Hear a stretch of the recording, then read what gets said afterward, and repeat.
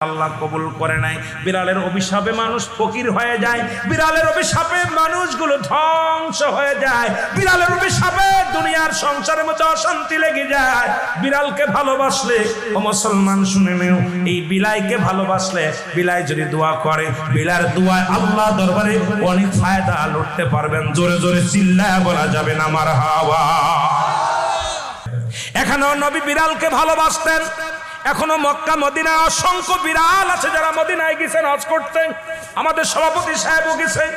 অসংখ্য বিড়াল গুলো দেখবেন মদিনার মনোয়ারায় রাসূলুল্লাহর রওজার আশেপাশে, কাবা শরীফের আশেপাশে অসংখ্য বিড়াল। ধরে বলেন ঠিক কিনা?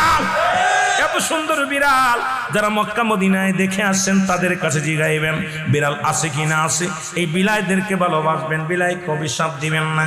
একবার এক মহিলা অমুসলমান রাসূলুল্লাহর কদমের মধ্যে একজন বিড়ালকে